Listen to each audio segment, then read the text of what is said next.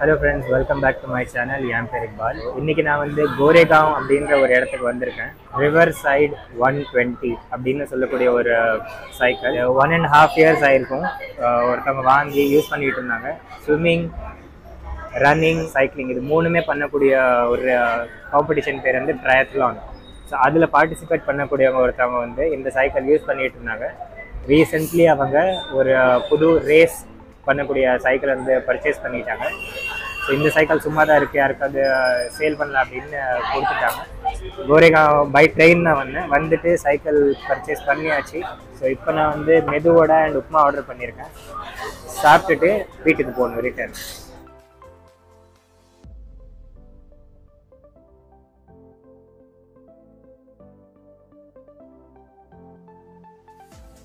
So இதுதான் நான் இப்போ பிரேக்ஃபாஸ்ட் பண்ண ரெஸ்டாரண்ட். டெக்காத்லானில் கிடைக்கக்கூடிய பிட்வீன் ரிவர் சைடு 120. இந்த சைக்கிள் முக்கியமாக ஏன் வாங்கினான்னு பார்த்தோன்னாக்கா, வீல் வந்து ஹைப்ரிட் பைக்கில் இருக்கக்கூடிய வீல் இருக்குது. இது வந்து 28 inch by 1.5 inch. 1.5 inch width இருக்கும், 28 inch டயமீட்டர் இருக்கும். முன்னாடி சிங்கிள் கியர் தான், ஆனால் பின்னாடி வந்து 8 gears இருக்குது. பிட்வீன் கம்பெனியோட ஷிஃப்டர்ஸ் இருக்குது, டிரேலர்ஸ். ஷிஃப்டருமே வந்து மேலே ஷிஃப்டர் கொடுத்துருக்காங்க 8 கியருக்காக. அதுவுமே வந்து பிட்வீன் கம்பெனியோட இதாக இருக்குது. முன்னாடி பின்னாடி ரெண்டு இடத்துலையுமே வி பிரேக் கொடுத்துருக்காங்க. எல்லாத்தோட நல்ல விஷயம் என்ன அப்படின்னு பார்த்தா, இதோட ஷேப். இங்கேருந்து பார்த்தோம் அப்படின்னா இங்கேருந்து இங்கே இப்படி நேராக வரும்.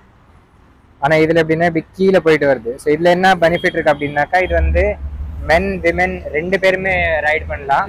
ரைட் பண்ணுறோம் அப்படின்னாக்கா, ரைட் பண்ணிட்டு இருக்கும்போது சிக்னலில் அங்கங்கே எங்கேயாவது நிற்கிறோம் அப்படின்னாக்கா, பிரேக் போட்டுட்டு கீழே இறங்கி நிற்கிறோம் அப்படின்னா க்ரோயின் ஏரியாவில் உங்களுக்கு அந்த பார் இருக்கு இல்லையா, அந்த பார் இடிக்காது, கம்ஃபர்டபுளாக நீங்கள் வந்து நிற்கலாம். ஸோ அது one of the major plus point. சைக்கிளோட ஃப்ரேம் டிசைன் அந்த மாதிரி நல்லா பண்ணியிருக்காங்க. சீட்டும் பார்த்தோம் அப்படின்னாக்கா ஓரளவுக்கு குஷன் டஃப்பாக இருக்குது, ஆனால் ஓரளவுக்கு குஷன் இருக்குது. மேபி அரவுண்ட் 10-15 கிலோமீட்டர் வந்து போகிறோம் அப்படின்னாக்கா கம்ஃபர்டபுளாக ஓட்டலாம். இதில் பின்னாடி பார்த்தோம் அப்படின்னாக்கா reflector, red reflector back side கொடுத்துருக்காங்க. முன்னாடி சில்வர் ரிஃப்ளெக்டர் கொடுத்துருக்காங்க.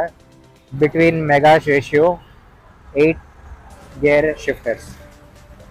ரெண்டு வீல்லையுமே குயிக் ரிலீஸ் கொடுத்துருக்காங்க. பாட்டில் ஹோல்டர் பொதுவாக வந்து எக்ஸ்ட்ராவாக தான் வாங்கணும். டிகாத்லான் கம்பெனியில் சைக்கிள் வாங்கினா இதெல்லாம் எக்ஸ்ட்ரா ஆக்சசரிஸ். பாட்டில் ஹோல்டர், இந்த ஸ்டாண்ட், அப்புறம் பெல், இதெல்லாமே வந்து ப்ளஸ் அந்த லாக், இதெல்லாம் எக்ஸ்ட்ரா ஆக்சசரிஸை தான் பர்ச்சேஸ் பண்ணி ஆகணும். 17,919 விச் இஸ் 18,000. ஆனால் நம்ம வாங்க போனோம் அப்படின்னாக்கா ஒரு 13,000 கிட்டத்தட்ட வருது. ப்ளஸ் ஆக்சசரிஸ் எல்லாம் சேர்த்தாக்க 15 வரைக்கும் போகும். But in a good condition, well maintain condition. 1.5 வருஷம் தான் ஆயிருக்கு இது சைக்கிள் வாங்கி.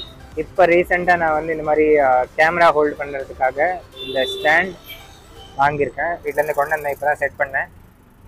வீட்டுக்கு போகும்போது இதில் தான் ரெக்கார்ட் பண்ணுவேன். ரெக்கார்ட் பண்ணி வாய்ஸ் மொபைலில் ரெக்கார்ட் பண்ணி ரெண்டுமே சிங்க் பண்ணி தான் வீடியோ போட போகிறேன். ஸோ இனிமேல் வரக்கூடிய வீடியோஸ் வந்து மோஸ்ட்லி இந்த கேமராலேருந்து எடுத்ததாக தான் இருக்கும். சப்போஸ் வீடியோ நல்லா வந்ததுனாக்கா, இல்லை அப்படின்னா கடைசியில் மேபி எண்டிங் கொடுத்து வீடியோ முடிச்சிட வேண்டியது தான்.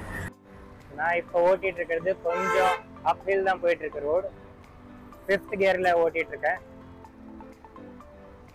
நல்லா ஸ்மூத்தாக தான் போயிட்டுருக்கு. ஸோ ஹைவேக்கு வந்தாச்சு.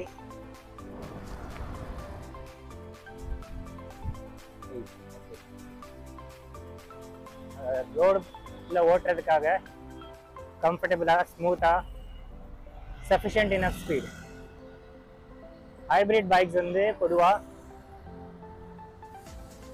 ரேசிங் அந்த மாதிரி பர்பஸ்க்காக யூஸ் பண்ணுறது இல்லை, லீஜருக்காக, ட்ராவலிங், கம்யூட்டிங்காக யூஸ் பண்ணக்கூடிய பைக் தான் ஹைப்ரிட் பைக்.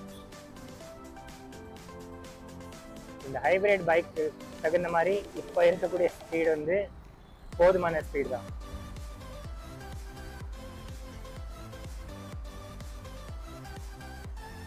இதில் வந்து நான் 8லேருந்து திரும்ப 7க்கு கொண்டு போகிறேன். 7க்கு ஷிஃப்ட் பண்ணிட்டா கொஞ்சம் ஃப்ரீ ஆகிடும். 25 கிலோமீட்டர் 26 கிலோமீட்டர் ரைட் பண்ணணும் இல்லையா, கொஞ்சம் ஃப்ரீயாக ரைட் பண்ணாலே மேபி ஒரு 10-15 மினிட்ஸ் லேட்டாக போவோம்.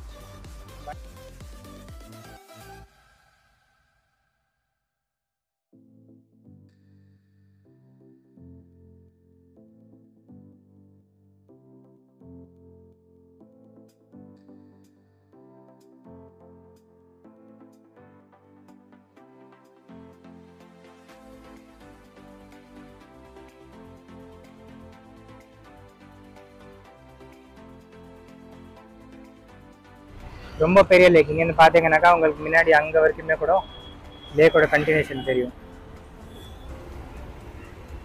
இங்கேருந்து தான் தண்ணி ஃபில்ட்ரேஷன் பண்ணி மும்பையில் மோஸ்ட் ஆஃப் தி பிளேசஸ்க்கு சப்ளை ஆகக்கூடியது வந்து இங்கேருந்து ஆகுது.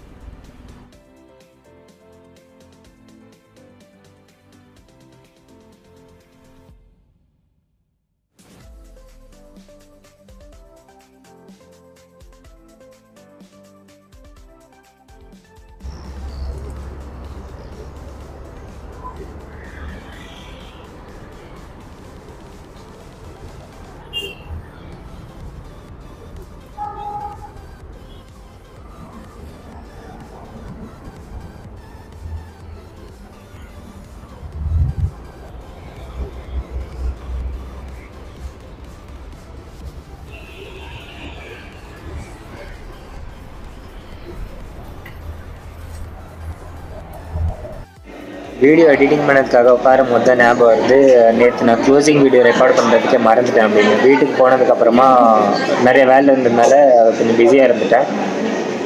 ஸோ கோரேகாவ்லேருந்து வீட்டுக்கு கிட்டத்தட்ட 29-30 கிலோமீட்டர் ரைட் பண்ணி போனேன் நான் நேற்று. ஆனால் 30 கிலோமீட்டர் ரைட் பண்ண மாதிரியே ஃபீல் ஆகலை. பழைய சைக்கிளில் வந்து ரொம்ப குனிஞ்ச மாதிரி உட்காந்து ஓட்டோம் இல்லையா. ஸோ ஸ்மால் டிஸ்டன்ஸ் ட்ராவல் பண்ணாலுமே வந்து முதுகு வலி அந்த மாதிரி ஒரு சில விஷயங்கள் இருக்கும். ஸோ நான் நேற்று ரைடு பண்ணுறதுல வந்து அந்த பெயின் அந்த மாதிரி எதுவுமே தெரியல. ஏன்னா அப்ரைட் பொசிஷனில் ஓட்டினேன், கியர்ஸ் இருந்தது, அப்பீல் எல்லாமே நம்ம நல்லா கம்ஃபர்டபுளாக போனதுனால எந்த பிரச்சனையும் இல்லாமல் நல்ல கம்ஃபர்டபுள் ரைடு இருந்தது. கேமராவில் வந்து ரொம்ப ஷேக்கி மூமெண்ட் இருந்ததுனால ரெக்கார்டிங் சரியாக வரல. எடிட்டிங் பண்ணும்போது ஒரு சில கிளிப்ஸ் வந்து நான் போட்டிருக்கேன். நீங்கள் கவனிச்சிங்க அப்படின்னாக்கா சன்லைட் வந்து வீடியோவில் ரொம்ப பிரைட்டாக வெள்ளையாக நிறையா ஸ்க்ரீனில் வந்து நிறையா தெரியும். செட்டிங்ஸ் வந்து பிரச்சனை இருக்குது. I am still in learning stage. நானும் கற்றுக்கிட்டு இருக்கேன் கேமரா 4K கேமராவில் எப்படி யூஸ் பண்ணுறதுன்னு. ஸோ அந்த செட்டிங்ஸை கொஞ்சம் சேஞ்ச் பண்ணி வரக்கூடிய வீடியோஸில் மும்பையை இன்னும் கொஞ்சம் பெட்டராக காட்டுறதுக்காக ட்ரை பண்ணுவேன். So see you in the next ride.